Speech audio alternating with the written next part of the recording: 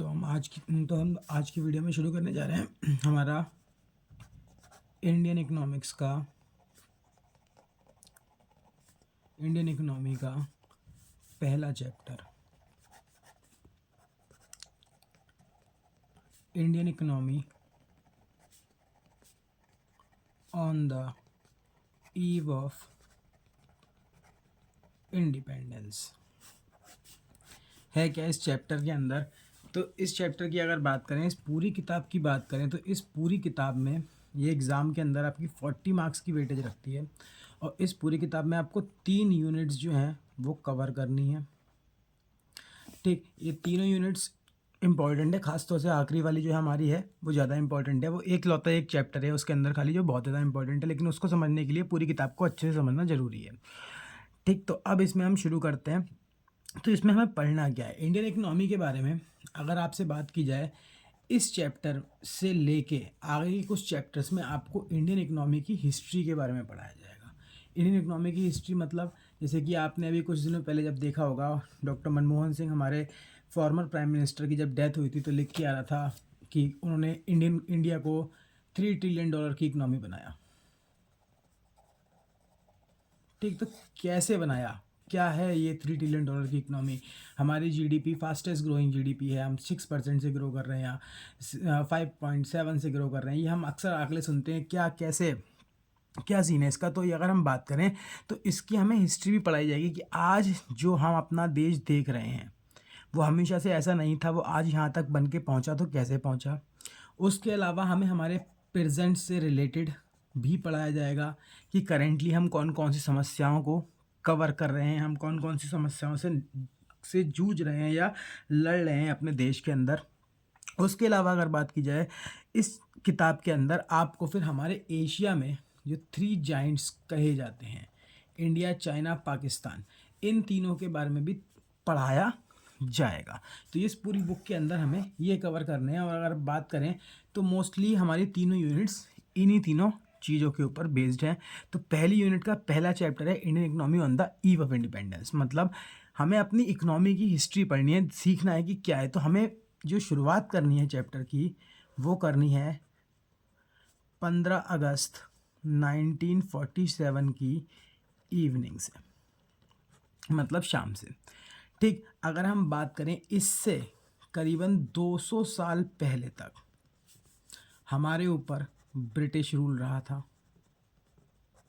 ठीक, तो इसमें हमें चैप्टर के अंदर ये भी बताया जाएगा कि ब्रिटिश रूल का हमारे देश के ऊपर क्या इम्पैक्ट था, मतलब वो कैसी इकोनॉमी हमारे लिए लीव करके गए थे। उसके बाद यहाँ से लेके आज तक जो हम आज बैठे हैं 2025 में, यहाँ तक क्या क्या चेंजेस आए, कैसे कैसे आए, गवर्नमेंट ने क्यों क्यों करे, वो सब हमें इसमें पढ़ाया जाता है।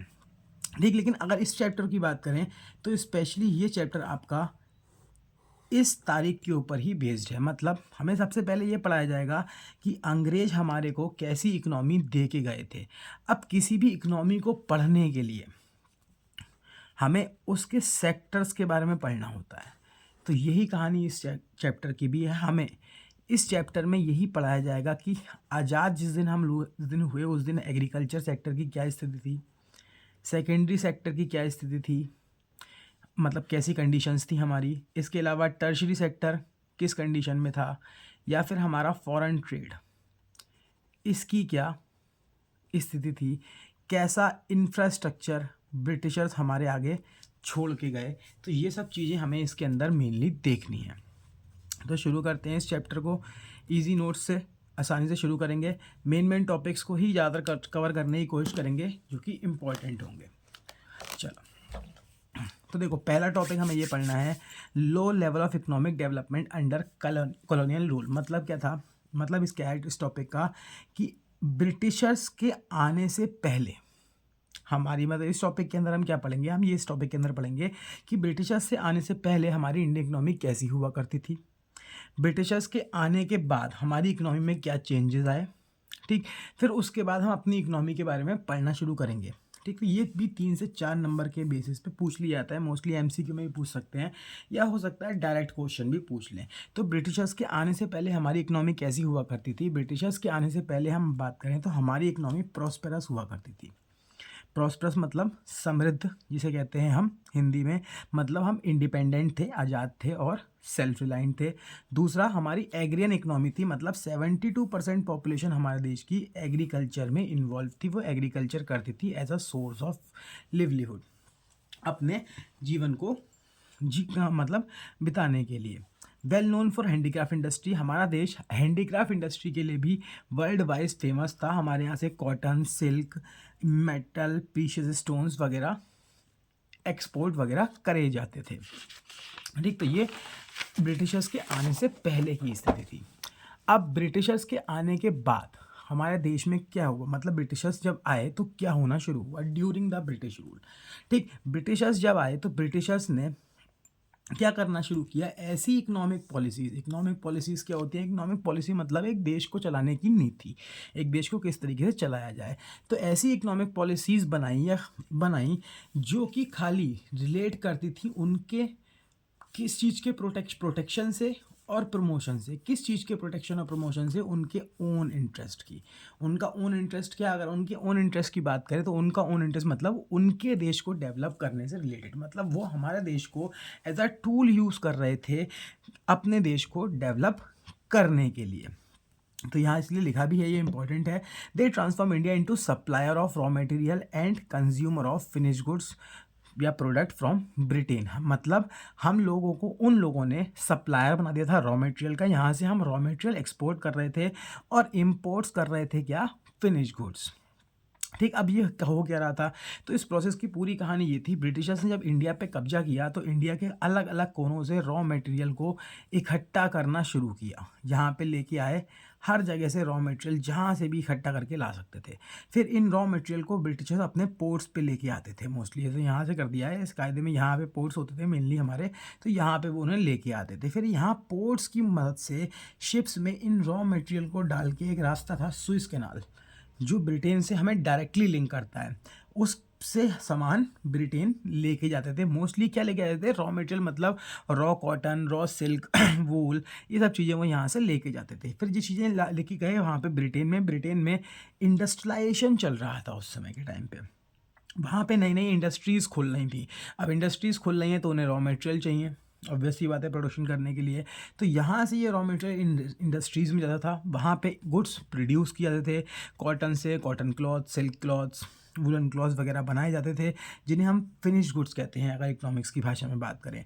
फिर वो फिनिश गुड्स यहाँ से डायरेक्टली सुएज कैनाल की मदद से ही इंडिया में इंपोर्ट कर दिए जाते थे और बेचे जाते थे। अब ऑब्वियस सी बात है, इनका प्रोडक्शन हुआ तो कहीं तो बिकेगा, मार्केट तो चाहिए इन्हें, तो इनके लिए मार्केट के तौर पे भी हम सर्व करते थे, मतलब हम इनके लिए एक तरीके से सप्लायर भी थे और इनकी मार्केट भी थे। तो ये ब्रिटिशर्स ने हमारे संग कर रखा था। अब आगे पढ़ते हैं थोड़ा सा।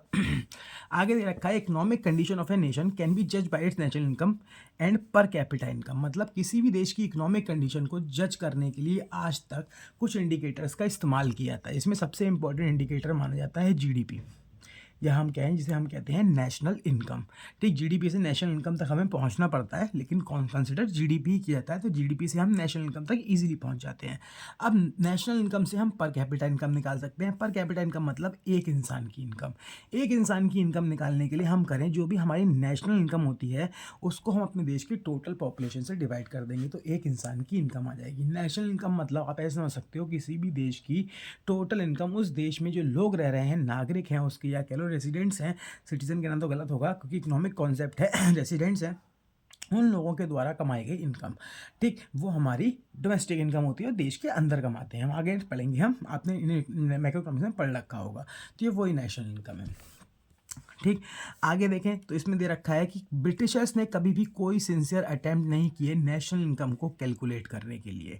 ठीक, इंडिविजुअल अटैम्प्ट्स करे गए, दादा भाई नौरोजी, विलियम डिग्बे, फ्रिंडले शिराज, इन लोगों के द्वारा।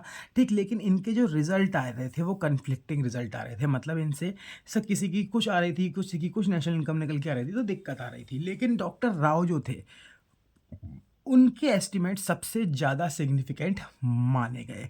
ठीक, during the first half of the 20th century, जो फर्स्ट हाफ था 20th सेंचुरी का, इनके एस्टिमेट्स के अकॉर्डिंग, ये आपको दोनों पॉइंट्स याद करने हैं, उस समय हमारी real GDP, aggregate real output, output मतलब जीडीपी जो थी वो कम, लेस देन 2% से ग्रो कर रही थी, मतलब 2% से भी कम की रफ्तार से ग्रो हो रही थी। और हमारी पर कैपिटा इनकम 0.5% पर एनम से बढ़ रही है। ऐसे समझ लो, अगर हमारी जीडीपी 100 है इस साल, तो अगली साल वो 102 होगी। 2% से बढ़ने का मतलब, इनकम को ऐसे समझ लो, आज तुम्हारी इनकम 10 रुपये है या 100 रुपये है, तो 0.5 का मतलब हो गया 1 रुपये से भी कम बढ़ रही है आपकी इनकम, अगले साल 100.5 होगी। तो ये आप ऐसे कह सकते हो। एक अगला, अब हमने वही बात की ना, किसी भी देश को पढ़ना है, समझना है उसके बारे में, तो उसके सेक्टर्स की स्टडी की जाती है। तो अब हमें एग्रीकल्चर सेक्टर पढ़ने को मिलेगा। इस सेक्टर से 6 नंबर का क्वेश्चन आता है। बच्चा 6 नंबर के चक्कर में इसका इंट्रोडक्शन पढ़ लेता है। इंट्रोडक्शन से क्वेश्चन नहीं आएगा, यहाँ से आपको एमसीक्यूज मिल जाएंगे, मिले तो वो भी नहीं मिलेंगे, इसे खाली रीड करना है। तो बस बता देता हूँ कि प्रायर टू ब्रिटिश राज, मतलब ब्रिटिशर्स के आने से पहले एग्रीकल्चर सेक्टर कैसा था। ब्रिटिशर्स के आने से पहले अगर हमारे देश में सेल्फ कंटेन्ड विलेज हुआ करती थी, विलेज और कम्युनिटीज़ हुआ करती थी, मतलब गाँव हुआ करते थे छोटे छोटे छोटे छोटे, और वो सेल्फ कंटेन्ड होते थे, उन्हें मतलब इंडिपेंडेंट होते थे और सेल्फ रिलायंट होते थे। सेल्फ करने मतलब उन्हें किसी की ज़रूरत नहीं पड़ती थी, उनके गांव में हर चीज़ अवेलेबल हुआ करती थी। फार्मर्स जो थे वो क्रॉप फार्मिंग और कैटल फार्मिंग करते थे, मतलब फसलें उगाते थे और जानवर भी पाला करते थे। इसके अलावा फंक्शनरीज भी हुआ करती थी। फंक्शनरीज का मतलब होता है वो लोग जो, जैसे कि blacksmith, goldsmith, washerman, shoe makers, ये भी हमारे देश में अवेलेबल थे। उस समय कोई इंटरमीडिएटरी नहीं हुआ करता था सरकार और फार्मर्स के बीच। मतलब सरकार, मतलब उस समय गवर्नमेंट तो वैसी नहीं होती थी, जैसे पहले राजा महाराजा हुआ करते थे। राजा और किसानों के बीच में कोई बीच का दलाल नहीं हुआ करता था। बीच का दलाल नहीं होने का मतलब, कहने का जो है, ये राजा होता था और जो फार्मर होता था। हम देखेंगे आगे कि ब्रिटिशर्स ने इनके बीच में एक बीच में इंटरमीडिएटरी डाल दिया था। ठीक, ब्रिटिशर्स वहाँ पे किंग बन के बैठ गए थे, एक तरीके से गवर्नमेंट हो गए थे, किंग तो रिप्लेस हो चुके थे। ठीक, तो उन्होंने बीच में एक इंटरमीडिएटरी डाल दी थी, लेकिन उस समय पे ऐसा नहीं हुआ करता था। ठीक, फार्मर्स जो थे वो डायरेक्टली लैंड रेवेन्यू पे करते थे। लैंड रेवेन्यू मतलब टैक्स पे करा करते थे राजा को। ठीक, एक फ्रेंच ट्रैवलर आया था बर्नियर, उसने बताया था बंगाल के बारे में 17th सेंचुरी में कि बंगाल इजिप्ट से भी अमीर देश है। अमीर इजिप्ट से भी, मतलब इजिप्ट देश से भी अमीर बंगाल का नाम का शहर है, यह स्टेट है। At a time farmer produce enough for self consumption and for export. उस समय के टाइम पे फार्मर्स के पास इतना अच्छा खासा प्रोडक्शन होता था कि वो खुद भी खा लेते थे और बाहर विदेश में बेच भी दिया करते थे। ठीक, ब्रिटिशर्स के आने के बाद क्या हुआ, तो ब्रिटिशर्स के आने के बाद की कहानी देखते हैं। During the British colonial rule, condition agriculture की जो थी हमारी बहुत सेटिस्फैक्ट्री नहीं रही। इंडियन इकोनॉमी जो थी हमारी पूरी तरीके से ओवरवेलमिंगली रूरल और एग्रीकल्चर थी नेचर में। 86% पॉपुलेशन हमारी गाँव में रहती थी जो एग्रीकल्चर के ऊपर डिपेंडेंट थी। इसके अलावा लार्ज पॉपुलेशन हमारी जो थी वो एग्रीकल्चर कर रही थी, तब भी हम लोग फूड में सेल्फ सफिशिएंट नहीं थे, मतलब हमारे देश में खाने की, अनाज की कमी हुआ करती थी। तो यहाँ से तो क्वेश्चन मिलने की उम्मीद कम है। क्वेश्चन मिलने की उम्मीद होती है हमें इस टॉपिक से। यहाँ से 101% क्वेश्चन पहले भी कई बार पूछा गया है, जब से लगी है 2018-19 के आसपास से इंडियन इकोनॉमी हमारी लगी है, शायद 2018-19-20 के आसपास से, तब से जो है इस पे से क्वेश्चन आया है कई बार रिपीट होके। तो ये क्या है, main reason for stagnation of in agriculture. ठीक, एग्रीकल्चर सेक्टर के अंदर स्टैग्नेशन के मेन रीजंस क्या थे, या फिर दूसरे तरीके से भी पूछा जा चुका है, फीचर्स ऑफ एग्रीकल्चर सेक्टर की, एग्रीकल्चर सेक्टर के फीचर्स बता दो इंडिपेंडेंस के टाइम पे।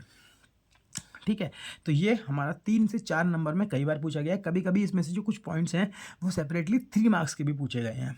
मैं आपको दिखाऊंगा अभी जब चैप्टर खत्म हो जाएगा कुछ क्वेश्चंस जो इस चैप्टर से रिपीटली पूछे गए हैं। ठीक, तो पहला अगर हम देखें, सबसे पहला है लैंड रेवेन्यू सिस्टम या लैंड सेटलमेंट सिस्टम। ये क्या होता था? लैंड सेटलमेंट सिस्टम का मतलब ब्रिटिश गवर्नमेंट ने, कॉलोनियल गवर्नमेंट ने एक सिस्टम शुरू किया था हमारे देश के अंदर, ज़मींदारी सिस्टम। आपने अक्सर सुना होगा अपने दोस्तों यारों के मुँह से, अरे हम लोग ज़मींदारों के ख़ानदान से बिलोंग करते हैं। तो ये वही सिस्टम है, ज़मींदारी सिस्टम। अब ज़मींदार हुआ कौन करते थे? ज़मींदार मिडिल मैन हुआ करता था। मिडिल मतलब मैन मतलब बीच का आदमी हुआ करता था, जो कि ब्रिटिश गवर्नमेंट जो होती थी हमारी और जो हमारा फार्मर होता था इसके बीच का होता था। ठीक, ब्रिटिश गवर्नमेंट जो हमारी क्या कहती थी इससे कि हमें तुमसे रेंट चाहिए, ज़मीन का, इसे लगान कहते थे, और वो इनसे फिक्स रेंट लिया करती थी। ठीक, अब ये रेंट कलेक्ट करते थे फार्मर्स से। तो ये फार्मर्स से ये रेंट कलेक्ट करा करते थे और बदले में ये रेंट ब्रिटिश गवर्नमेंट को दिया करते थे। इसके बदले इन्होंने इन्हें ज़मींदारी राइट्स दे रखे थे, मतलब इनसे ये फार्मर्स से टैक्स कलेक्ट करने का, लगान कलेक्ट करने का अधिकार इनके पास था। ठीक, तो ये फार्मर्स से लगान कलेक्ट करा करते थे, टैक्स कलेक्ट करते थे। अब लेकिन इसमें दिक्कत क्या थी, ये अमीर कैसे बने ज़मींदार बीच में? तो ज़मींदार इनको एक्सप्लॉइट कर करके अमीर बने। कैसे? गवर्नमेंट ने तो एक क्राइटेरिया फिक्स कर रखा होगा उस समय के टाइम पे भी, ऑब्वियस सी बात है। एक्चुअली तो मुझे पता नहीं क्या क्राइटेरिया है, तो इसलिए मैं एक्यूरेट बता भी नहीं सकता, लेकिन गवर्नमेंट ने तो एक क्राइटेरिया फिक्स कर रखा होगा ना इनसे कि हमें इतना चाहिए ही चाहिए। ऐसे कि आज भी टैक्स का एक क्राइटेरिया फिक्स है, गवर्नमेंट थोड़ी नहीं ये कहती होगी कि नहीं इस बार इतना चाहिए, नहीं इस बार इतना चाहिए। ठीक, तो राजा ने तो एक टैक्स फिक्स कर रखा होगा, जो ब्रिटिश गवर्नमेंट होगी, रानी होगी, क्वीन एलिजाबेथ थी, उन्होंने तो एक टैक्स फिक्स कर रखा होगा, ऑब्वियस सी बात है।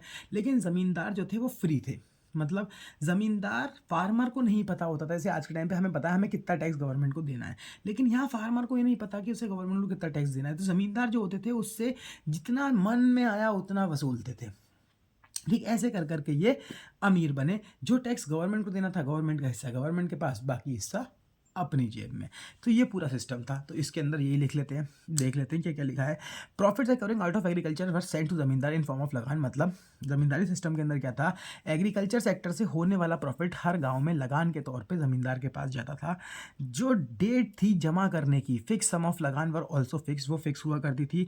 If falling result in losing rights of जमींदारी, मतलब ये जमींदार था, इसको ये रेंट जमा करने की डेट जो होती थी ये फिक्स हुआ करती थी।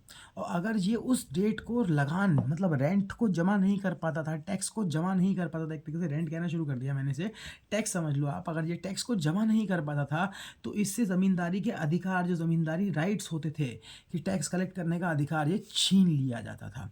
ज़मींदार and colonial government did nothing to improve the condition of agriculture. ज़मींदार ने और कॉलोनियल गवर्नमेंट ने कभी भी एग्रीकल्चर को जो है एक तरीके से हम वो करें सही करने के लिए कोई भी काम नहीं किया। इसमें आप डायग्रामेटिक प्रेजेंटेशन में ये प्रेजेंटेशन दे सकते हो। स्मॉल फार्मर्स, ज़मींदार, बीच के मिडिलमैन, कॉलोनियल गवर्नमेंट, ब्रिटिशर्स, ये इनसे लगान लेते थे जो कि फिक्स नहीं होता था, और इन्हें फिक्स लगान देते थे। बीच की इनकम ये लोग कमाते थे। तो ये हमारा लैंड रेवेन्यू सिस्टम हुआ करता था। इसके बाद अगले टॉपिक की अगर हम बात करें तो अगला भी बहुत बार पूछा गया है, 3 नंबर में सेपरेटली एमसीक्यू तो आ ही सकता है। कमर्शियलाइजेशन ऑफ एग्रीकल्चर है क्या? कमर्शियलाइजेशन का मतलब होता है व्यापारीकरण। अब ये क्या होता है व्यापारीकरण? व्यापारीकरण मतलब एक तरीके से बिजनेस बना देना, किसी चीज़ को कमर्शियलाइज कर देना, बिजनेस बना देना। सुना ना, commercial vehicle, non commercial vehicles. ठीक, तो कमर्शियलाइजेशन मतलब किसी चीज़ को व्यापारीकरण कर देना, किसी को व्यापार में कर देना। जैसे कि किसी के यहाँ दुकान वगैरह में अगर होगी, किसी का बिजनेस होगा, तो आपका इलेक्ट्रिसिटी का बिल अलग रेट पे आता होगा, दुकान का और घर का अलग रेट पे आता होगा, क्योंकि दुकान की बिजली कमर्शियल होती है और घर की हमारी नॉन कमर्शियल होती है। तो कमर्शियल का तो मतलब समझ में आ गया होगा। अब कमर्शियलाइजेशन ऑफ एग्रीकल्चर क्या है? कमर्शियलाइजेशन ऑफ एग्रीकल्चर मतलब व्यापारीकरण करा गया किसका? एग्रीकल्चर का। मतलब एग्रीकल्चर को व्यापार बना दिया गया। ब्रिटिशर्स ने एग्रीकल्चर को व्यापार में कन्वर्ट करने की कोशिश करी। हमने पीछे पढ़ा, हमारे देश का किसान क्या करता था, जितनी भी खेती करता था ज़्यादातर मोस्टली सेल्फ कंजप्शन के लिए करता था, और बचता था उसमें से तो एक्सपोर्ट करता था। वो पुराने ज़माने में ब्रिटिशर्स के आने से पहले अच्छा खासा बचता था उनके पास, तो वो एक्सपोर्ट करते भी थे। ठीक, तो अगर हम देखें तो हमारे देश में 2 तरीके की क्रॉप्स होती हैं। एक होती है कैश क्रॉप, एक होती है फूड क्रॉप्स। कैश क्रॉप में इंडिगो, स्पाइसेस, कॉटन, जूट वगैरह आ जाती हैं, जो कि फैक्ट्रीज में इस्तेमाल होती हैं as a raw material. Food crop में वो चीज़ें आती हैं जो हम खाने के लिए इस्तेमाल करते हैं। ठीक, कमर्शियलाइजेशन ऑफ एग्रीकल्चर का मतलब होता है production of crops for sale in market rather than for self consumption. मतलब ब्रिटिशर्स ने हमारे देश के किसानों को मजबूर किया कि वो क्रॉप्स उगाएं जो मार्केट में बिके, ना कि फूड क्रॉप्स उगाएं। तो यहाँ दे भी रखा है, farmers were given higher prices for growing cash crops. Farmers को ब्रिटिशर्स ने हायर प्राइसेस देना शुरू कर दिए। क्या, किन के लिए? कैश क्रॉप्स के लिए। ठीक, these crops were use as raw material British industry. क्योंकि ये क्रॉप्स जो थी वो रॉ मटेरियल के तौर पे ब्रिटिश इंडस्ट्री में इस्तेमाल करी जा रही थी। Which result in that many peasants have to purchase food crops from shops in town. जिसका नतीजा क्या निकलेगा? ऑब्वियस सी बात है, हमारे देश के किसान को खूब सारा पैसे दिए जाएंगे कि तुम कैश क्रॉप्स उगाओ, फूड क्रॉप्स मत उगाओ। ऐसा समझो उस किसान ने आलू उगाया, उससे कह रहे हैं अरे आलू 2 रुपये किलो लेंगे। हमारे किसान ने कोई क्रॉप उगाई, ऐसे मान लो कोई स्पीसीज उगाई, या कि फिर कोई कॉटन उगाया या जूट उगाया, तो उससे कह रहे हैं कि अरे ये तो बहुत बढ़िया चीज़ है, इसके जो है हम तुम्हें 100 रुपये देंगे। तो फिर किसान क्या करेगा? ऑब्वियस सी बात है, कैश क्रॉप उगाना शुरू कर देगा। ठीक, तो इसका नतीजा क्या निकला? अब किसान जब ऑब्वियस सी बात है कैश क्रॉप उगाएगा तो फूड क्रॉप नहीं होगी, खाने की कमी पड़ेगी। तो खाना जब नहीं उग रहा है उसके खेत में तो वो खरीद के खाएगा, क्योंकि खाना तो खाना ही है। तो किसानों को क्या करना पड़ता था? जो फूड क्रॉप्स होती थी वो शहर से खरीदनी पड़ती थी, जिसका नतीजा और भयंकर होकर निकला। क्या? इसकी वजह से देश के अंदर फ्रीक्वेंट फेमाइन्स आना शुरू हो गई। फ्रीक्वेंट मतलब लगातार भुखमरी होना शुरू हो गई। ठीक, और इसके अंदर क्या है, ये तो मतलब ये 2 पॉइंट्स तो आपको 3 पॉइंट्स लिखने ही लिखने हैं। इसकी डेफिनेशन कमर्शियलाइजेशन ऑफ एग्रीकल्चर की, ये दोनों पॉइंट्स आपको लिखने ही लिखने हैं, चाहो तो ये भी लिख सकते हो। ये डाटा थोड़ा सा याद कर लेना, हो सकता है एमसीक्यूज में पूछ लें। Famines in India during British rule में कितनी फेमाइन्स आई? तो 1760 से लेकर 1943 तक इंडिया के अंदर बहुत सारी टेरेबल फेमाइन्स मतलब खतरनाक फेमाइन्स आई, जिसमें सबसे ज़्यादा सीवियर फेमाइन मतलब खतरनाक फेमाइन जो थी, जो उसका नाम था ग्रेट फेमाइन ऑफ बंगाल, जो कि 1769 से 1770 तक चली थी। इस साल ये आई थी। ठीक, उसके बाद बंगाल फेमाइन आई 1943 में। इसमें भी बहुत सारे लोग मारे गए। अगर हम बात करें तो more than 85 million peoples, 85 million peoples से ज़्यादा अगर हम बात करें लोग मारे गए रिपीटेड फेमाइन में। और 1 मिलियन की बात करूँ तो 1 मिलियन में 10 लाख होते हैं।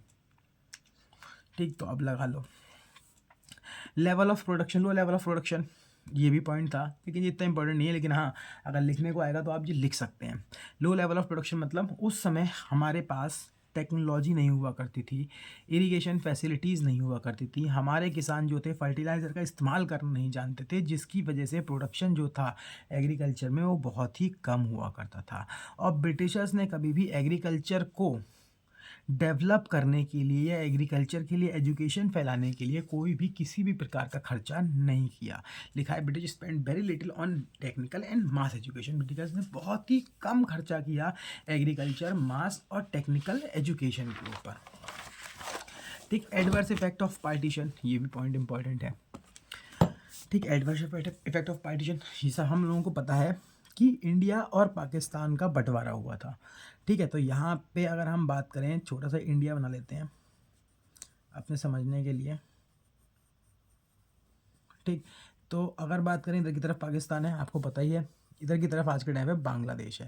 तो ये बांग्लादेश नहीं हुआ करता था, एक टाइम पे ये भी पाकिस्तान ही हुआ करता था। बंटवारे में पाकिस्तान के 2 टुकड़े मिले थे पाकिस्तान को, एक यहाँ पे और एक यहाँ पे, जिसे हम ईस्ट और वेस्ट पाकिस्तान कहा करते हैं।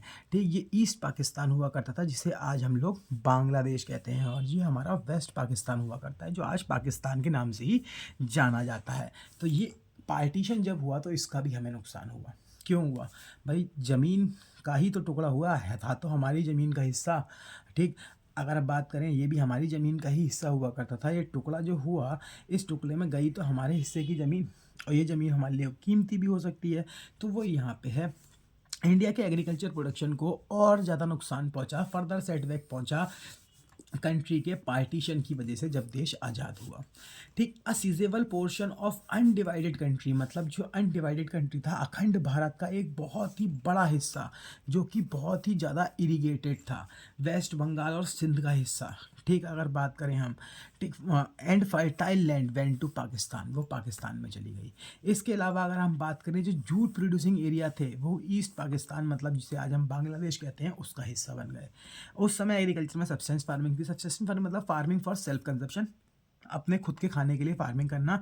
Farmers had little surplus left after self consumption to sell in the market which implies lack of commercialization of agriculture. उस समय के टाइम पे देखा जाए तो फार्मर्स के पास अपने खाने के बाद सरप्लस बचता ही नहीं था जो कि वो बाजार में बेच पाएँ। तो उस समय कमर्शलाइजेशन ऑफ एग्रीकल्चर नहीं हुआ करता था। ठीक, स्कार्सिटी ऑफ इन्वेस्टमेंट, अगर हम बात करें एग्रीकल्चर में इन्वेस्टमेंट की भी कमी थी। मतलब पूरी तरीके से एग्रीकल्चर जो था वो रेनफॉल के ऊपर डिपेंडेंट था। परमानेंट मीन्स ऑफ इरिगेशन थे ही नहीं, ट्यूबवेल वगैरह हमारे पास, कैनाल्स वगैरह हुआ ही नहीं करती थी।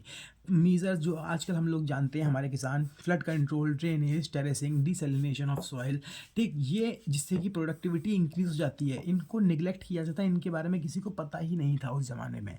Gap between tiller of the soil and owner of the soil मतलब अगर हम बात करें गैप मतलब डिफरेंस जो था, टिलर ऑफ द सॉइल मतलब farmer, owner of the soil मतलब ज़मींदार, आप ऐसे कह सकते हो। ठीक ब्रिटिश रूल के टाइम पे जो टिलर ऑफ द सॉइल थे वो बहुत ही पुअर और डेप्थफुल मतलब गरीब और कर्ज में डूबी हुई ज़िंदगी जी रहे थे, और ओनर ऑफ द सॉइल्स जो थे वो लग्जीरियस लाइफ जी रहे थे। ज़मींदार जो थे वो आउटपुट शेयर करते थे as rent but did not provide any cost of production, they were only interested in maximizing their rental income. मतलब ज़मींदार हमने पीछे पढ़ा था किसान से लगान तो लेता था, टैक्स तो लेता था, उस टैक्स के रूप में अगर पैसे नहीं दे पाता था तो उससे फसल ले लेता था। ठीक, वो फसल तो लेता था, लेकिन अगर हम बात करें तो उस फसल की कॉस्ट ऑफ प्रोडक्शन मतलब जब फसल बोने के लिए बीज वगैरह चाहिए, जो भी इनपुट्स चाहिए फार्मर्स को, वो प्रोवाइड नहीं करते थे। Farmers merely get enough for substance, farmer के पास अपने सब्सटेंस के लिए बहुत ही कम बचता था, due to which they do not have resources to invest again, जिसकी वजह से उनके पास इन्वेस्ट करने के लिए कुछ होता ही नहीं था अगली साल दोबारा से खेती में। This widen the gap between tiller of the soil, इससे जो इनके बीच का गैप था वो बढ़ता चला गया, ज़मींदार अमीर होते चले गए और किसान हमारे देश का गरीब होता चला गया। ठीक है, तो अगर बात करें इंडस्ट्रियल सेक्टर, तो इंडस्ट्रियल सेक्टर क्या है? अब हमें दूसरा सेक्टर पढ़ना है, सेकेंडरी सेक्टर के बारे में। एग्रीकल्चर हो गया, तो अब सेकेंडरी सेक्टर के पीछे पढ़ते हैं। Prior to British rule Indian handicraft industry enjoy the world wide reputation due to excellence and quality. मतलब ब्रिटिशर्स के आने से पहले इंडिया की जो हैंडीक्राफ्ट इंडस्ट्री थी वो वर्ल्ड वाइडली फेमस थी हमारी क्वालिटी और एक्सीलेंस के लिए। हमारे उस ज़माने का हाथ का काम जो होता था, अगर आप आज भी देखोगे तो बहुत ही फेमस हुआ करता था। हमारे आर्ट वर्क्स बहुत फेमस हुआ करते थे, हमारे प्रोडक्ट्स की क्वालिटी के लिए हम लोग बहुत फेमस हुआ करते थे, कपड़े की क्वालिटी के लिए, जो भी हमारे यहाँ से मेटल्स वगैरह जाते थे या प्रीशियस स्टोन्स वगैरह जाते थे उनकी क्वालिटीज़ के लिए हम लोग फेमस थे। इसके अलावा यहाँ दे भी रखा है जो टेक्सटाइल इंडस्ट्री थी इंडिया की ब्रिटिशर्स के आने से पहले, वो वर्ल्ड वाइड फेमस थी। किसके लिए? ढकाई मुस्लिम नाम के कपड़े के लिए। ढकाई मुस्लिम नाम का ये कपड़ा बंगाल के अंदर मिलता था। ठीक, जो इस समय ढाका है, प्रेजेंट बंगाल की कैपिटल है, हमारी बांग्लादेश की कैपिटल है। ये था अपने फेमस, ये जो था, अगर ढाका हम बात करें कॉटन टेक्सटाइल के लिए फेमस माना था। दुनिया का या हमारे देश का सबसे अच्छा फाइनेंस टेक्सटाइल उस समय वहीं मिलता था, मतलब सबसे अच्छा कॉटन वहीं पे मिला करता था। इसमें भी ढकाई मिसलिन के अंदर दो वैरायटी आती थी, एक मलमल शाही और मलमल खास। ठीक, ये सबसे अच्छी वैरायटी होती थी मुस्लिन की, जिनको खाली रॉयल फैमिलीज पहना करती थी, क्योंकि ये बहुत ज़्यादा महंगे हुआ करते थे। अब ये मत लिख देना कि बहुत ज़्यादा महंगे हुआ करते थे, तो इनके बारे में ध्यान रखना। ढकाई मुस्लिम के बारे में ये आपसे एमसीक्यूज वगैरह में पूछ सकते हैं। आगे पढ़ते हैं। ड्यूरिंग द ब्रिटिश रूल आने के बाद क्या हुआ? ब्रिटिशर्स ने हमारे जो हैंडीक्राफ्ट इंडस्ट्री थी उसे सिस्टमेटिकली डी इंडस्ट्रियलाइज करना शुरू कर दिया। मतलब ये वो शब्द है, अगर हम बात करें, जो पूरी तरीके से सही डिफाइन करता है ब्रिटिश रूल के अंदर हमारे देश में क्या हुआ। ब्रिटिश रूल का इसके पीछे टू फोल्ड मोटिव था। ठीक, ये कभी कभार टू फोल्ड मोटिव के नाम से भी एग्जाम में पूछा गया है। ठीक, to get raw material from for Britain industries, Britishers यहाँ से रॉ मटेरियल लेके जाना चाहते थे अपनी इंडस्ट्रीज़ के लिए। हम एक्सपोर्ट कर रहे थे रॉ मटेरियल को, और इंडिया का मार्केट को यूज़ करना चाहते थे एज अ ब्रिटिश प्रोडक्ट। ठीक, इंडिया को यूज़ करना चाहते थे as a market for British product, मतलब ब्रिटिश प्रोडक्ट के मार्केट के तौर पर। ठीक, ये मैंने स्टार्टिंग में ये दोनों बातें तुम्हें बताई थी, तो ये दोनों बातें याद रखना, ये पूछ सकते हैं आपसे 3 मार्क्स में। इसके बाद पूछ रखा है डिस्क्रिमिनेटरी टैरिफ पॉलिसी, एक ये भी चलती थी। तो ये क्या है? ये एग्जाम में आ जाता है इस नाम से। तो ब्रिटिशर्स जो थे वो यहाँ से, हमने पढ़ा ना, रॉ मटेरियल लेके जाते हैं कॉटन, सिल्क, अगर हम बात करें कॉटन हो गया, सिल्क हो गया, जूट हो गया, यहाँ से ही जाता था, यहाँ से हमसे एक्सपोर्ट करके ले जाते थे। इसके ऊपर वो कोई टैक्स नहीं लगाते थे, टैरिफ फ्री मतलब टैक्स फ्री लेके जाते थे।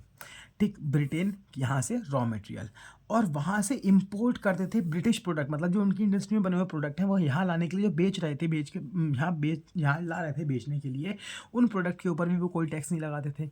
लेकिन एट द सेम टाइम इसी समय पे वो लोग, अगर हमारे देश का कोई इंसान एक्सपोर्ट करता था हमारी हैंडीक्राफ्ट इंडस्ट्री या कोई भी प्रोडक्ट किसी भी देश में, उसके ऊपर बहुत ज़्यादा टैक्स लगाते थे, हैवी ड्यूटी, मतलब बहुत ज़्यादा टैक्स लगाया जाता था। तो ये डिस्क्रिमिनेटरी टैरिफ पॉलिसी है, इसको याद रखिएगा।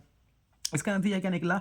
हैंडीक्राफ्ट इंडस्ट्री जो थी हल्के हल्के फॉरेन का मार्केट भी खोने लगी और डोमेस्टिक मार्केट भी खोने लगी, क्योंकि हमारे देश के प्रोडक्ट जो थे वो मशीन मेड प्रोडक्ट्स के आगे खड़े नहीं हो पा रहे थे, टिक नहीं पा रहे थे फिनिशिंग वगैरह में। आगे देखते हैं, पहला पॉइंट इसमें अगर हम बात करें तो यही है deindustrialization, decline of handicraft industry. तो यहाँ दे रखा है ब्रिटिश गवर्नमेंट ने सिस्टमेटिकली हमारी इंडियन हैंडीक्राफ्ट इंडस्ट्री को डिस्ट्रॉय करा। उन्होंने हमारे देश में कोई मॉडर्न इंडस्ट्री भी नहीं खुलने दी। उनका प्राइमरी मोटिव इसमें था हमारे देश से रॉ मटेरियल लेके जाना सस्ते दामों पे, जो कि ब्रिटेन में रॉ मटेरियल की तरह यूज़ किया जा सके, और इंडिया में फिनिश गुड्स को लाके बेचना हायर प्राइजेस पे। ठीक, at the same time they impose heavy taxes on handicraft export, और इसी समय पे वो साथ साथ हमारे जो हैंडीक्राफ्ट एक्सपोर्ट्स हुआ करते थे उसके ऊपर खूब टैक्सेस लगाया करते थे। ये 3 पॉइंट ही आपको ध्यान रखने हैं। Twofold policy, twofold अगर हम बात करें ऑब्जेक्टिव्स जो हमने देखे थे, मोटिव आपका, और डिस्क्रिमिनेटरी टैरिफ पॉलिसी, तो ये जरूर याद कर लेना अच्छे से इसमें। ठीक, आगे बढ़ते हैं। दूसरा पॉइंट है adverse effect of handicraft industry. Handicraft industry बंद हुई, यहाँ पे भी तो लोग काम करते थे, अब इसमें क्या होगा, अनएम्प्लॉयमेंट फैलेगा। तो यहाँ यही दे रखा है, decline of handicraft industry resulted in massive unemployment. इसकी वजह से देश में बहुत ज़्यादा अनएम्प्लॉयमेंट फैला। जो देश के आर्टिस्ट थे, जो हैंडीक्राफ्ट इंडस्ट्री में काम कर रहे थे, वो आर्टिस्ट ही तो कहलाएंगे, आर्ट वर्क कर रहे थे। ठीक, उन्हें एग्रीकल्चर करना पड़ा एज एम्प्लॉयमेंट, क्योंकि उनके पास करने को कुछ और था ही नहीं, because of which agriculture was over crowded. जिसका नतीजा क्या निकला, एग्रीकल्चर ओवर क्राउडेड हो गया, मतलब एग्रीकल्चर में ज़रूरत से ज़्यादा लोग आ गए, जिसका नतीजा हम कहते हैं disguised unemployment. Indian goods could not withstand with the foreign competition of machine made goods. वही बात आ गई, हमारे देश के जो गुड्स थे, जो हाथों से बन रहे थे, वो मशीन मेड गुड्स के आगे टिक नहीं पा रहे थे। It encourage import of British goods, जिसकी वजह से क्या हुआ, ब्रिटिश गुड्स और देश में इम्पोर्ट होना शुरू हो गए। Lack of capital goods industry, मतलब कैपिटल गुड्स इंडस्ट्री मतलब वो जो इंडस्ट्री जो मशीन बनाती है। तो उस जमाने में हमारे देश में ऐसी कोई इंडस्ट्री मौजूद नहीं थी। कैपिटल गुड इंडस्ट्री मतलब वो industry which can produce machine tools which are use for production of goods for consumption. मतलब कैपिटल गुड इंडस्ट्री वो इंडस्ट्री होती है जो ऐसी मशीन से टूल्स बनाए जिनकी मदद से और गुड्स को प्रोड्यूस किया जा सके। और उस समय की अगर हम बात करें तो हमारे टाइम, उस समय हमारे देश में हार्डली खाली 1 या 2 ही ऐसी इंडस्ट्री हुआ करती थी जो कैपिटल गुड्स बनाया करती थी। During British rule there was hardly any capital good industry. British do not pay to Indian capital good industry since they want Indian to depend on them. और ब्रिटिशर्स ने भी हमारे देश में कभी कोई कैपिटल गुड इंडस्ट्री खोलने की कोशिश नहीं करी, अटेंशन नहीं दी। क्यों? क्योंकि वो चाहते थे कि हम उनके ऊपर डिपेंडेंट रहें, हम उनके देश से इम्पोर्ट करें सारी चीज़ें। ठीक, यहाँ तक कि हम सुइंग मशीन वगैरह, साइकिल तक वहाँ से इम्पोर्ट करा करते थे। Low contribution of GDP, contribution to GDP मतलब अगर हम बात करें इंडस्ट्रियल सेक्टर की, भाई जब इंडस्ट्री देश में थी नहीं तो कंट्रीब्यूशन कहाँ से होगा जीडीपी में? जीडीपी कैसे बनती है? जीडीपी बनती है तीनों सेक्टर्स के द्वारा किए गए प्रोडक्शन को जोड़ के। अब एग्रीकल्चर जब इंडस्ट्रियल सेक्टर ही नहीं है तो उसका कंट्रीब्यूशन कहाँ से आएगा जीडीपी के अंदर? तो इसलिए growth rate of new industrial sector and its contribution GDP was very small, बहुत छोटा था।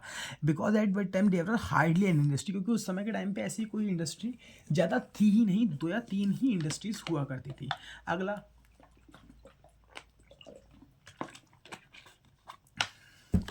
जो दे रखा है वो है आपका limited role of public sector. मतलब पब्लिक सेक्टर की बात करें, सरकार का रोल उस समय जो एरिया ऑफ ऑपरेशन था पब्लिक सेक्टर का वो बहुत ही ज़्यादा लिमिटेड था। मतलब पब्लिक सेक्टर खाली रेलवे, पावर जनरेशन, पोर्ट्स और सम अदर डिपार्टमेंट अंडरटेकिंग, मतलब नगर निगम वगैरह तक, पुलिस वुलिस तक फैला हुआ था। इसके अलावा पब्लिक सेक्टर एग्जिस्ट ही नहीं करता था। ऐसे आज हम देखते हैं इंडियन ऑयल कॉर्पोरेशन, ठीक, BHEL, Bharat heavy electrical limited, इसके अलावा SAIL steel authority of India, NTPC, ये सब कंपनीज है, गवर्नमेंट कंपनीज है। लेकिन उस समय ये एग्जिस्ट नहीं करा करती थी, ये होती नहीं थी। सरकारी सेक्टर का मतलब, गवर्नमेंट सेक्टर का मतलब खाली रेलवे, पावर जनरेशन, पोर्ट्स और कुछ डिपार्टमेंटल अंडरटेकिंग जैसे पुलिस वगैरह हो गई, हमारी नगर निगम वगैरह हो गया, ये सब आया करते थे। इसके बाद इंपॉर्टेंट पॉइंट्स जो आपको याद रखने हैं इसके बारे में, इंडस्ट्रियल सेक्टर के बारे में। Due to initiation of private sector, modern industries start to come up during the second half of 19th century। मतलब प्राइवेट सेक्टर के इनिशिएटिव से मॉडर्न इंडस्ट्रीज जो है सेकेंड हाफ में 19th सेंचुरी की आना शुरू हो गई थी। ठीक, the industry establish in this period were cotton and jute mills. सबसे पहले हमारे देश में कॉटन और जूट मिल्स खोली थी जो कि बहुत हल्के हल्के ग्रो कर रही थी। कॉटन और टेक्सटाइल मिल्स पर डोमिनेटेड बाय इंडियंस। जो कॉटन और टेक्सटाइल मिल्स थी वो इंडियंस लोगों ने खोली थी, ज़्यादातर located in western part of the country, हमारे कंट्री के वेस्टर्न पार्ट में थी, खासतौर से गुजरात और महाराष्ट्र में। जो जूट मिल्स थी वो डोमिनेटेड बाय फॉरनर्स, वो फॉरनर्स की थी और वो मेनली बंगाल के अंदर थी। सबसे बड़ा ब्रेक थ्रू जो था वो टिस्को को खुलना था। Tata iron and steel company 1907 में खोली गई थी जमशेदपुर बिहार में। ठीक, तो ये भी पॉइंट आपको याद रखनी है 3। ये आगे बढ़ते हैं। इसके अलावा देश में और कुछ इंडस्ट्रीज भी फिर आना शुरू हुई। Few other industries in the field of sugar, cement, paper etcetera came after second world war. Second world war के बाद ये इंडस्ट्री भी हमारे देश के अंदर खुल गई थी। इसके बाद सुएज कैनाल के बारे में थोड़ा सा पढ़ना है, हो सकता है इसमें क्वेश्चन मिल जाए, एमसीक्यूज तो मिल ही सकता है। तो सुएज कैनाल की ओपनिंग की डेट याद रखनी है। सुएज कैनाल 1869 में खुली थी। इसने कॉस्ट ऑफ ट्रांसपोर्टेशन को कम कर दिया था। मतलब अब जो था हमें इंडिया तक आना आसान था। मतलब अब हम बात करें, जैसे मान लो ये इंडिया है, ये ब्रिटेन है, तो ये पूरा अफ्रीका हुआ करता था यहाँ पे। तो ब्रिटेन से पहले पूरा अफ्रीका घूम के आना पड़ता था। सुएज कैनाल क्या था, एक डायरेक्ट सी रूट मिल गया था यहाँ से जो इंडिया को कनेक्ट कर रहा था। तो इससे ऑब्वियस सी बात है, इतना घूमना बचेगा, तेल बचेगा, कॉस्ट ऑफ ट्रांसपोर्टेशन बचेगा, समय बचेगा। तो यही था कि यहाँ पे कॉस्ट ऑफ ट्रांसपोर्टेशन कम हो गई थी और इंडिया के मार्केट तक सामान पहुँचाना आसान हो गया था। The canal provided direct trade route. ये कैनल एक डायरेक्ट ट्रेड रूट प्रोवाइड कर रहा था जो कि शिप्स इंडिया और ब्रिटेन के बीच में ऑपरेट कर रहे थे।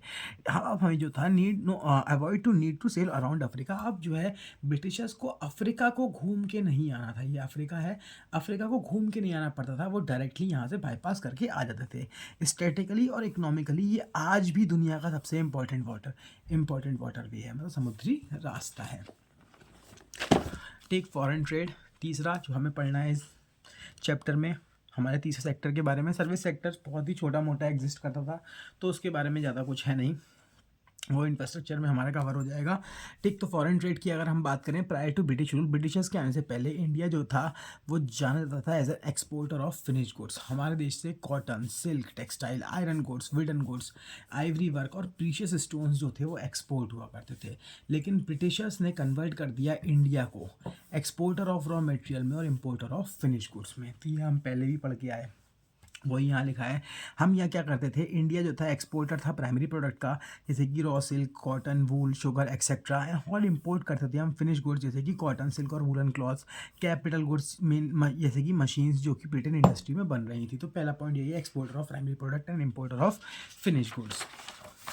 ठीक, दूसरा monopoly control of British rule है। मतलब जो मोनोपोली हम पढ़ चुके हैं, आपने इकोनॉमिक्स पढ़ा था, मोनोपोली एक टाइप का मार्केट होता था, इसमें एक ही सेलर होता था और बायर बहुत ज़्यादा होते हैं। मतलब ब्रिटिशर्स ने मोनोपोली कंट्रोल कर रखा था हमारे फॉरेन ट्रेड के ऊपर। मतलब अगर बात करें, हमारा आधे से ज़्यादा trade, more than half of India trade, तो यही पॉइंट इंपॉर्टेंट है, more than half of India foreign trade was restricted to Britain, वो ब्रिटेन की तरफ ही होता था।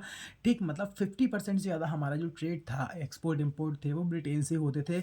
Rest of the world and rest was allowed with, और कुछ ही ट्रेड जो था वो चाइना, श्रीलंका और ईरान से होता था। ये 3 नाम भी बहुत ध्यान रखना। सुएज कैनाल खुली 1869 में, उससे एक डायरेक्ट ट्रेड रूट मिल गया जो कि शिप्स ऑपरेट कर रहे थे ब्रिटेन और इंडिया के बीच में। ठीक, drain of Indian wealth during British rule. अब ऑब्वियस सी बात है, हम यहाँ से एक्सपोर्ट कर रहे हैं और इम्पोर्ट कर रहे हैं, तो उसमें भी ट्रेड सरप्लस आएगा। पढ़ के आए थे, नहीं पढ़ के आए थे, बैलेंस ऑफ पेमेंट में, करंट अकाउंट में बैलेंस ऑफ ट्रेड, तो वही है एक्सपोर्ट माइनस इम्पोर्ट। तो ब्रिटिश रूल के अंदर इंडिया जो था एक्सपोर्टर था रॉ मटेरियल का और इम्पोर्टर था फिनिश गुड्स का। लेकिन उस समय हमें ह्यूज एक्सपोर्ट सरप्लस था, मतलब बैलेंस ऑफ ट्रेड पॉजिटिव आता था। और ड्यू टू एक्सेस एक्सपोर्ट क्यों आ रहा है, क्योंकि एक्सपोर्ट ज़्यादा है, बैलेंस ऑफ ट्रेड का फॉर्मूला ही एक्सपोर्ट माइनस इंपोर्ट। लेकिन एक्सपोर्ट सरप्लस का इस्तेमाल ब्रिटिशर्स ने कभी देश के डेवलपमेंट में नहीं किया। ब्रिटिशर्स ने उसका इस्तेमाल क्या किस में किया, make payment for expenses incurred by colonial government. उनके जो यहाँ पे कॉलोनियल गवर्नमेंट के अगर ऑफिसर्स जो रह रहे थे, उनके खर्चों को पूरा करने के लिए किया गया। उसके बाद to meet the expenses of war for by British government, जो ब्रिटिश गवर्नमेंट उस समय थर्ड वर्ल्ड वॉर लड़ रहा था या सेकेंड वर्ल्ड वॉर लड़ रहा था, उसको फाइनेंस करने के लिए किया गया। या इसके अलावा ब्रिटिशर्स जो यहाँ रह रहे थे, वो इनविजिबल सर्विसेज, जो भी इनविजिबल आइटम खरीदते थे, सर्विस थे, उसके लिए किया गया। ठीक, तो ये हमारा इसमें आपका फॉरेन ट्रेड के बारे में पढ़ना था। अगला जो टॉपिक कवर करना है वो मोस्ट इंपॉर्टेंट टॉपिक है, इससे भी क्वेश्चन ज़रूर देखने को मिल सकता है। ठीक, तो इसमें क्या है, demographic condition during the British rule except all feature of stagnant and backward economy. मतलब डेमोग्राफिक कंडीशन के अंदर हमें एक देश की डेमोग्राफिक कंडीशन के बारे में पढ़ा जाता है, जैसे कि उस देश का लिटरेसी रेशियो क्या है, उस देश की मतलब क्वालिटी इंडिकेटर्स हमारे इसके अंदर जाते हैं। अगर हम बात करें, जो हमारे न्यूमेरिकल इंडिकेटर्स हो गए वो जीडीपी वगैरह हो गया, जो क्वालिटी इंडिकेटर्स हो गए वो हमारे ये इसमें आते हैं डेवलपमेंट इंडिकेटर्स में। तो अगर हम बात करें, पहला पॉइंट इसमें आपको याद रखना है, फर्स्ट ऑफिशियल सेंसस। तो 1881 में हमारे देश में पहली बार सेंसस हुआ। सेंसस क्या है? सेंसस एक ऑर्गेनाइजेशन है जो देश के अंदर पॉपुलेशन को काउंट करने का सर्वे करती है। Through suffering from certain limitation the centre revealed unevenness in India's population growth. Census ने जब पहली बार सर्वे किया, उसके बाद जब बार बार सर्वे किया, तो पता लगा कि इंडिया की जो पॉपुलेशन ग्रोथ है उसमें अनइवननेस है। मतलब कभी तो इंडिया की पॉपुलेशन बहुत तेज़ी से बढ़ जा रही है, लेकिन कभी कम हो जा रही है, फिर बढ़ जा रही है, फिर कम हो जा रही है, फिर बढ़ जा रही है, फिर कम हो जा रही है। तो ये चीज़ देखने को मिली है फ्रॉम 1881, जब पहला सेंसस हुआ 1881 में, उसके बाद से हर 10 साल बाद इंडिया में जो सेंसस है वो देश की पॉपुलेशन काउंट करती है। 1921 काउंट करते गए। जब 1921 आया, वो ईयर ऑफ ग्रेट डिवाइड कहा गया। क्यों कहा गया? अभी हमने बात की ना, अनइवननेस थी, मतलब हमारे देश की पॉपुलेशन कभी बढ़ रही थी, कभी कम हो जा रही थी, कभी बढ़ रही थी, कभी कम हो जा रही थी। लेकिन 1921 आने के बाद से अब तक ऐसा नहीं हुआ कि हमारे देश की पॉपुलेशन में अनइवननेस दिखी हो, वो लगातार बढ़ती चली जा रही है। तो यहाँ पे यही लिखा है, 1921 से पहले हम लोग फर्स्ट स्टेज में थे डेमोग्राफिक ट्रांजिशन की, मतलब डेमोग्राफिक डेवलपमेंट की फर्स्ट स्टेज में हुआ करते थे। 1921 के बाद हम सेकेंड स्टेज में आ गए। So the year 1921 is described as the year of great divide, इसीलिए इसे ईयर ऑफ ग्रेट डिवाइड कहते हैं। तो यही डेफिनेशन लिखनी है ईयर ऑफ ग्रेट डिवाइड की। ईयर ऑफ ग्रेट डिवाइड 1921 को क्यों कहते हैं? इसलिए कहते हैं क्योंकि इससे पहले हम डेमोग्राफिक ट्रांजिशन की फर्स्ट स्टेज में हुआ करते थे, इसके बाद हम उसकी सेकंड स्टेज में आ गए। फर्स्ट स्टेज में जो भी कोई देश होगा उसकी हमेशा हाई बर्थ रेट होगी और हाई डेथ रेट होगी, मतलब बहुत ज़्यादा लोग तेज़ी से पैदा हो रहे होंगे और बहुत ज़्यादा तेज़ी से लोग मर भी रहे होंगे। सेकेंड स्टेज के अंदर जो बर्थ रेट होता है वो तो हाई हो जाता है, लेकिन डेथ रेट जो होता है वो मॉडरेट हो जाता है। थर्ड स्टेज के अंदर मॉडरेट बात करें हम, बर्थ रेट हो जाएगा और डेथ रेट जो है वो हमारा और कम चला जाता है। इंसान लंबी ज़िंदगी जीता है अच्छी फैसिलिटीज़ होने की वजह से। ठीक, तो ये हमारे, अगर हम बात करें, फेजेस होते हैं डेमोग्राफिक ट्रांजिशन के। अब इसके बारे में कंडीशंस कैसे कैसे पता चलेंगी? तो पहला इंडिकेटर होता है हमारा हाई बर्थ रेट और डेथ रेट। उस समय हमारे देश में हाई बर्थ रेट और हाई डेथ रेट हुआ करता था। बर्थ रेट का मतलब 1000 बच्चों में एक कितने बच्चे पैदा हो रहे हैं, नंबर ऑफ चिल्ड्रन बॉर्न पर 1000 इन अ ईयर। एक साल में 1000 बच्चों पे कितने बच्चे पैदा हुए, 1000 में से कितने बच्चे पैदा हुए। डेथ रेट का मतलब हो गया number of people in die per 1000, 1000 लोगों में से कितने लोग इस साल मर गए। अगर बर्थ रेट की बात करूँ 48 पर 1000 था, ठीक, 1000 पे 48 बच्चे पैदा हो रहे थे। और डेथ रेट की अगर हम बात करें तो 1000 में से 40 लोग मर जा रहे थे। एक्सट्रीमली लो लिटरेसी रेट, अगर लिटरेसी रेट की बात करें पढ़ लिखों की, तो वो खाली उस समय 16% लोग हमारे देश के पढ़े लिखे हुआ करते थे। और फीमेल लिटरेसी रेट, लड़कियों की और गंदी स्थिति थी, खाली 7% लड़कियों को ही पढ़ाया लिखाया जाता था। ठीक, उसके बाद आपको दे रखा है पुअर हेल्थ फैसिलिटीज़। जो पब्लिक हेल्थ फैसिलिटीज़ थी was unavailable to large population, as a result air and water for disease was wide spread. उसमें पब्लिक हेल्थ फैसिलिटीज़ मतलब हॉस्पिटल्स वगैरह इतने ज़्यादा नहीं हुआ करते थे, जिसकी वजह से देश के अंदर हमारी कम्युनिकेबल डिजीज़ मतलब एयर और वाटर से बॉर्न होने वाली डिजीज़ बहुत ज़्यादा देखने को मिल जाती थी। ठीक, अगला पॉइंट है हाई इन्फेंट मोर्टेलिटी रेट। मतलब ये क्या है? इन्फेंट मतलब छोटे छोटे बच्चे जो 1 साल की उम्र से भी कम के होते हैं, उन्हें इन्फेंट कहते हैं। जो मतलब 1 साल के भी नहीं, 12 मंथ्स के भी नहीं हुए होते हैं। मोर्टेलिटी रेट का मतलब उनकी मरने का रेशियो, एक तरीके से आप कह सकते हो रेट। तो इन्फेंट मोर्टेलिटी रेट का मतलब है कि कितने इन्फेंट्स मर जाते हैं before reaching out 1 year of age. 1 साल का होने से पहले 1000 बच्चों में से 1000 बच्चे मतलब पैदा हो रहे हैं, तो उन्हें 1000 में से कितने बच्चे ऐसे हैं जो 1 साल की भी उम्र पूरी नहीं कर पाते हैं और मर जाते हैं। मर क्यों जाते हैं? छोटी मोटी बीमारियों से उस समय के टाइम पे मर जाया करते थे। ठीक, तो वही चीज़ें हैं। इन्फेंट मोर्टेलिटी रेट जो था उस समय क्वाइट हाई, बहुत ज़्यादा हाई हुआ करता था। 218 बच्चे 1000 बच्चों में से मर जाते थे। ठीक, ये उस समय की बात हो रही है 1947 के आसपास की, उससे पहले की बल्कि हम बात करें। फिर जो था 2011 में 44 पर 1000 बच्चे मर रहे थे, मतलब 44 बच्चे 1000 में से मर रहे थे। और प्रेजेंटली की बात करें तो ये डाटा अभी का तो नहीं है 25 का, पहले का ही है, 18 के आसपास का ही होगा। बुक में आपकी भी लिखा है, बुक में लिखा है तो हमें बुक के हिसाब से चलना है। 33 पर 1000 आज भी बच्चे मर रहे हैं। लो लाइफ एक्सपेक्टेंसी, 1951 में हमारी लाइफ एक्सपेक्टेंसी खाली 44 साल थी, मतलब एक इंसान खाली 44 ईयर जीता था। तो पहले इसकी डेफिनेशन ही लिखनी होती है। देखो इन सब में यही करना है, पहले आपको पहले पॉइंट में डेफिनेशन लिखनी है, दूसरे में डाटा बताना होता है। तो पहले पॉइंट में लाइफ एक्सपेक्टेंसी मतलब एक इंसान कितने साल जीता है, तो उस समय एक इंसान खाली 44 साल जीता था और presently 69.4 years 69.5 years on an average जी रहा है। ये एवरेज है, ये ध्यान रखना है। क्योंकि अब कुछ लोग कहेंगे कि हमारी तो दादी मरी है 105 साल की, तो ये एवरेज है। ठीक, वाइड स्प्रेड पॉवर्टी दे रखा है। वाइड स्प्रेड पॉवर्टी का मतलब उस समय देश में पॉवर्टी बहुत ज़्यादा थी। मतलब ऐसे कि पॉवर्टी को नापने के लिए आज हमारे पास इंडिकेटर्स हैं, पॉवर्टी लाइन वगैरह है, हम काउंट कर लेते हैं कितने लोग गरीब हैं देश में, लेकिन उस समय ऐसा कोई सीन नहीं हुआ करता था। तो डाटा तो अवेलेबल नहीं है पॉवर्टी से रिलेट करता हुआ, लेकिन लोगों के स्टैंडर्ड ऑफ लिविंग को उस समय के टाइम पे देख के लगता है कि अच्छी खासी देश में गरीबी हुआ करती होगी। तो यही लिखा है, there were no data regarding poverty. Poverty से रिलेट करता हुआ कोई डाटा हमारे पास नहीं था, लेकिन ये डाउट है, इसमें कोई शक नहीं है कि ब्रिटिशर्स के टाइम पे देश में एक्सट्रीम पॉवर्टी होगी, क्योंकि स्टैंडर्ड ऑफ लिविंग जो था वो बहुत ज़्यादा लो था लोगों का। ऑक्यूपेशन स्ट्रक्चर मतलब हमारे देश के कितने लोग कौन से एग्री सेक्टर में काम करते हैं, 3 सेक्टर हुआ करते थे, तो कौन सेक्टर में काम करता है ये हमें बता रखा होता है। Refers to distribution of working person across different industries और सेक्टर्स। मतलब ऑक्यूपेशन स्ट्रक्चर का मतलब डिस्ट्रीब्यूशन ऑफ वर्किंग पर्सन, हमारे देश में जितने भी वर्किंग पर्सनस हैं वो कौन कौन से सेक्टर में कितने कितने परसेंट पे काम कर रहे हैं। ठीक, during the colonial period Indian agriculture show a little science of change. Colonial period में जो ऑक्यूपेशन स्ट्रक्चर था हमारा उसमें बहुत ही कम चेंजेस आए थे। The state of occupation structure was, उस समय ऑक्यूपेशन स्ट्रक्चर कैसा था, प्रीडोमिनेंस ऑफ प्राइमरी सेक्टर। मतलब अगर आप इसकी टेबल बुक में देखेंगे तो आपको देखने को मिलेगा कि उस समय पढ़ के भी आए हम, हमारे 72% लोग एग्रीकल्चर सेक्टर में काम करते थे नहीं करते थे। बाकी माने कि कितने बचे 28%, वो लोग कहाँ काम करते होंगे, इंडस्ट्री सेक्टर में और सर्विस सेक्टर में।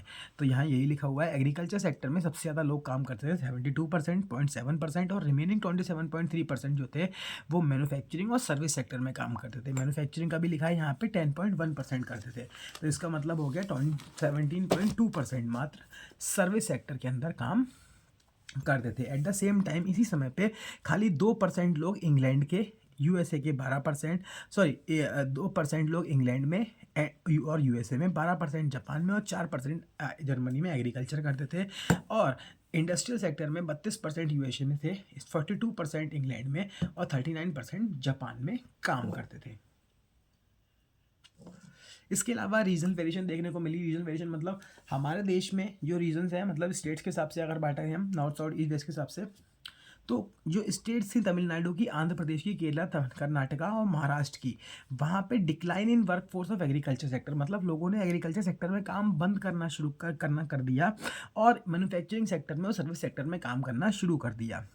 मतलब decline in work force of agriculture sector, agriculture sector में वर्क फोर्स की कमी आई, where as increase in work force of manufacturing sector and service sector. और मैन्युफैक्चरिंग और सर्विस सेक्टर में वर्क फोर्स की बढ़ोतरी देखने को मिली थी हमें।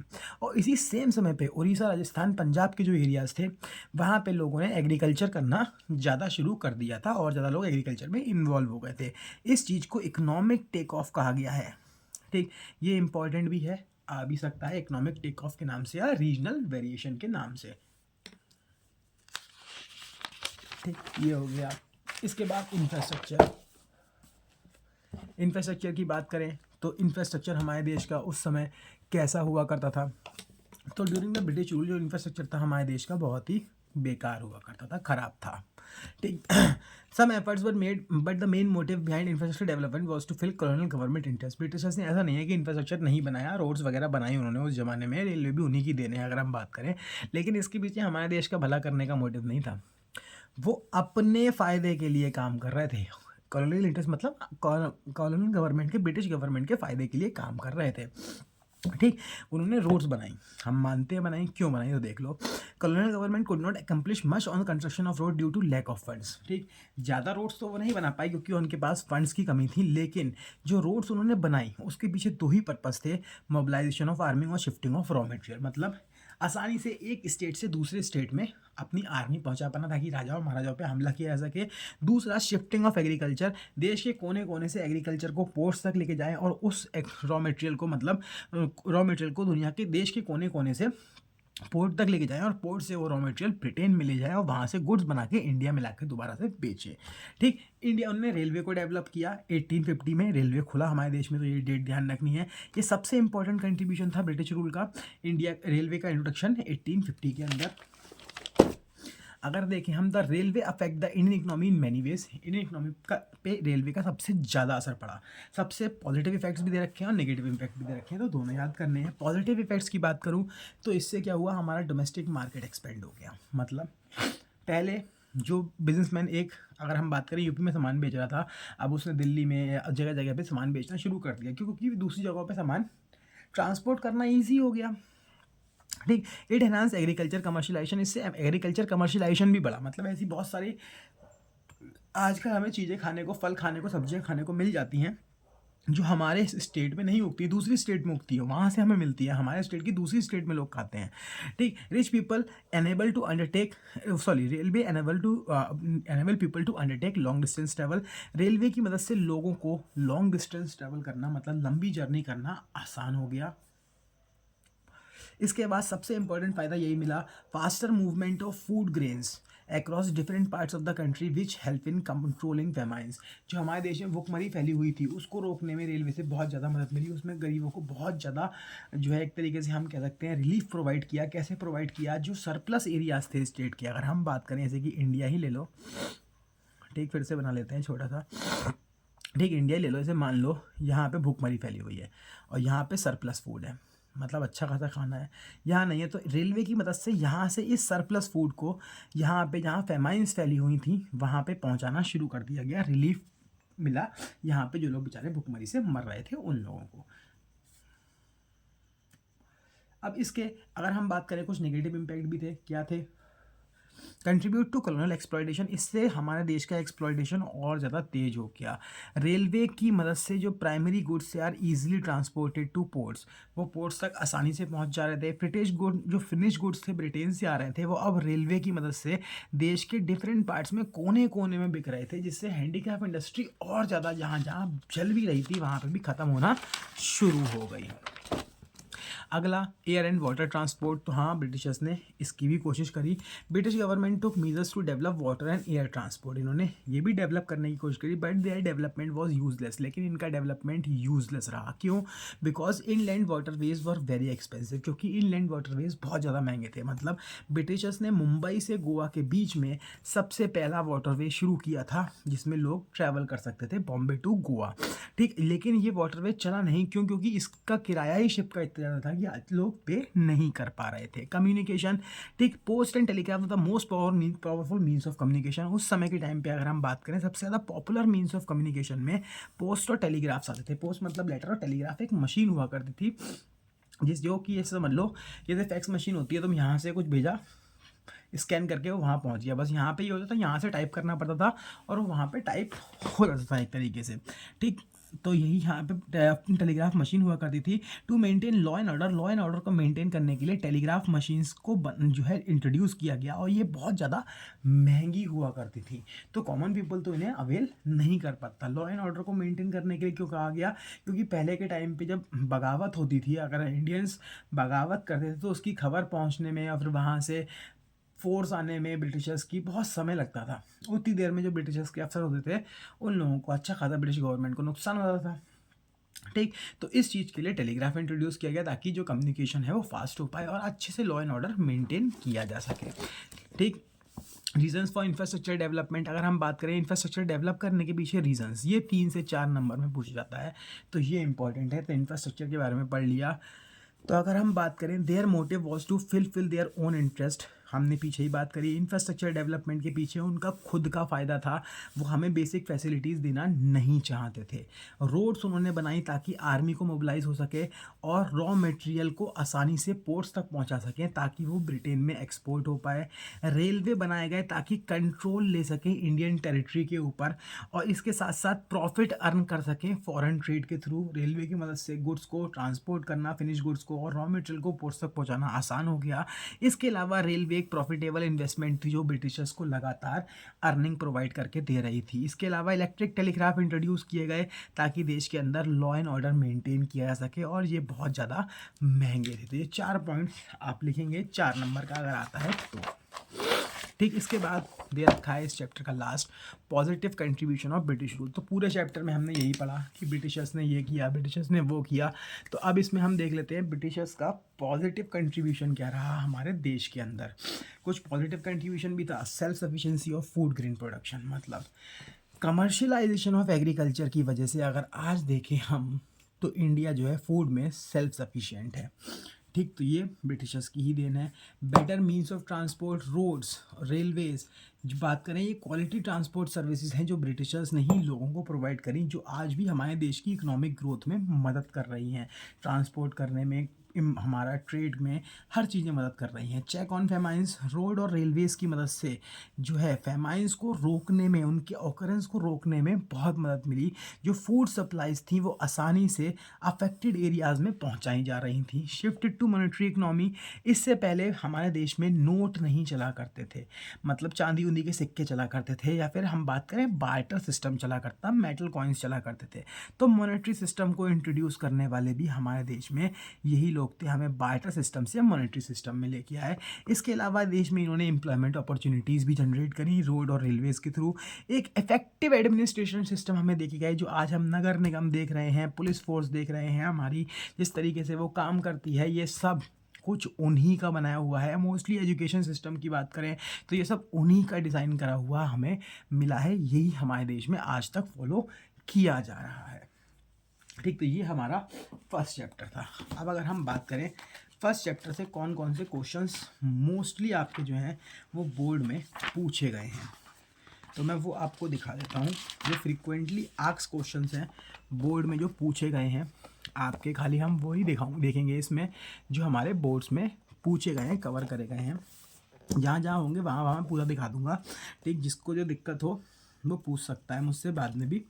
ठीक, तो जैसे पहला दे रखा है कि प्रोमिनेंट इकोनॉमिस्ट का नाम बताओ जिन्होंने नेशनल इनकम को एस्टिमेट कराओ। 2020 में हमें क्वेश्चन मिला है, डॉक्टर VKRV राव इसका आंसर है। ठीक, फर्स्ट हाफ में 20वीं सेंचुरी की हमारी एग्रीगेट रियल आउटपुट कितने परसेंट से बढ़ रही थी, 2% से बढ़ रही थी, और हमारी पर कैपिटा इनकम 0.5 से बढ़ रही थी, तो वही इसका आंसर हो गया। देखो, इसके अलावा बात करें ऑल इंडिया के कंपार्टमेंट सेट में मीन बाय एग्रीकल्चर प्रोडक्टिविटी का मतलब दिया है। एग्रीकल्चर प्रोडक्टिविटी क्या होती है, तो एग्रीकल्चर प्रोडक्शन और प्रोडक्टिविटी में फ़र्क है। प्रोडक्शन मतलब आउटपुट, प्रोडक्टिविटी मतलब हम कितना प्रोडक्शन कर रहे हैं एक ज़मीन के टुकड़े पे। तो वो यहाँ ये लिखा है, it's the rate at which agriculture production increase, मतलब ये वो रेट होता है जिस पे एग्रीकल्चर प्रोडक्शन इंक्रीज कर रहा है। Agriculture production per hectare of land, मतलब एक ज़मीन पे हम पहले कितना उगा रहे थे और अब कितना उगा रहे हैं, इंक्रीमेंट कितना है, ये हमारा इसमें आ जाता है।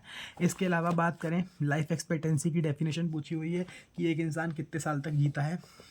ठीक, फिर यहाँ पे देखो mention the features of Indian agriculture, 3 से 4 नंबर के क्वेश्चंस में।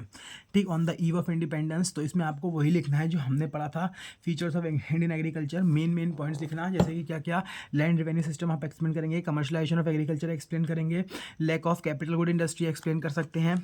ठीक है, और इसके अलावा लो लेवल ऑफ टेक्नोलॉजी वाला पॉइंट्स जो है वो भी यूज़ कर सकते हैं। तो ये सब आप इसमें यूज़ कर सकते हैं, पॉइंट्स उसमें आपके लिखे हुए हैं। उसके बाद हम आगे बात करें तो 2 causes of Indian agriculture stagnation के कॉजेज़ बताने हैं, तो वही क्वेश्चन है, रीजंस के तौर पे पूछ लिया। तो land revenue system, commercialisation of agriculture, वो हो गया हमारा। अगर हम बात करें इफेक्ट ऑफ पार्टीशन वाला हमारा ये हो गया, और हम बात करें इन्वेस्टमेंट वाला तो हमारा इसमें आ जाएगा। इसके अलावा यहाँ देखो पूछा है 2 फोल्ड मोटिव, तो 2 फोल्ड मोटिव हमने बात की थी कि 2 फोल्ड मोटिव क्या था उनका। यहाँ पे अगर हम बात करें डी इंडस्ट्रियलाइजेशन के पीछे, सिस्टमेटिक डी इंडस्ट्रियलाइजेशन में, तो उनके पीछे 2 फोल्ड मोटिव था कि हमारे यहाँ से रॉ मटेरियल सस्ते दामों पर लेके जाना, ब्रिटेन इंडस्ट्री में गुड प्रोड्यूस करना और इंडिया को एज अ मार्केट यूज़ करना ताकि उस सामान को बेचा जा सके। तो आप ये इसमें लिख सकते हो।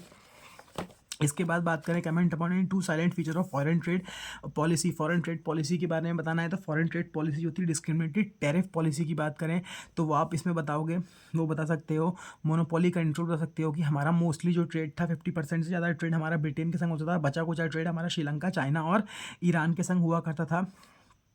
ठीक है, उस समय एक्सपोर्ट सरप्लस होता था जिसका इस्तेमाल ब्रिटिशर्स अपने एक्सपेंसेस को पूरा करने के लिए, सर्विसेज को हासिल करने के लिए या फिर वॉर को लड़ने के लिए करते थे। ठीक, इंडिया को उन्होंने एक्सपोर्टर बना दिया और इंपोर्टर बना दिया फिनिश गुड्स का, ये हमारा आ जाएगा। इंडिया की हमें फीचर्स बताने हैं फॉरेन ट्रेड पॉलिसी की उस समय क्या स्थिति हुआ करती थी।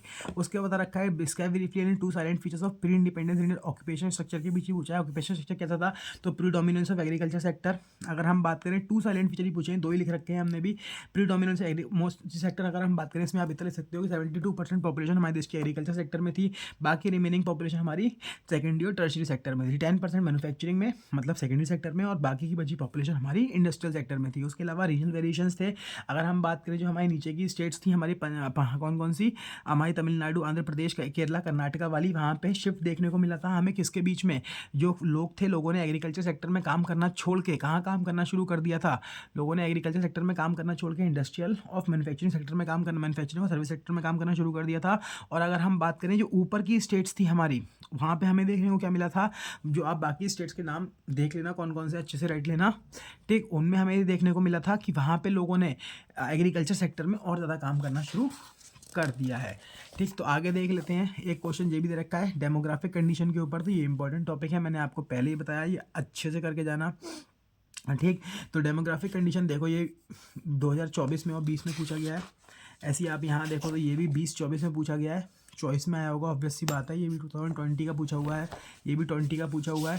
तो इस तरीके के क्वेश्चन जो हैं वो आपको देखने को मिलेंगे। तो इसमें भी आप लिख सकते हो डेमोग्राफिक कंडीशन के ऊपर हाई बर्थ रेट और हाई डेथ रेट लिख लो, हाई इन्फेंट मोर्टेलिटी रेट लिख लो, लिटरेसी लेवल के बारे में लिख सकते हो आप, ठीक। लाइफ एक्सपेक्टेंसी के बारे में लिख सकते हो, पॉवर्टी के बारे में लिख सकते हो। तो इनके बारे में आप इसमें लिख सकते हो, यहाँ पे ये पॉइंट्स लिखे हुए हैं, नोट्स में भी अवेलेबल हैं, ठीक। पॉजिटिव इंपैक्ट्स भी पूछे नहीं गए हैं लेकिन पूछ सकते हैं, क्वेश्चन बनता है 6 नंबर में अगर बनेगा। Discuss the positive impact of British rule, ये describe the state of infrastructure during the British rule. British rule का मत के टाइम पे इंफ्रास्ट्रक्चर के बारे में बताओ, तो ये भी क्वेश्चन पूछ जा सकता है।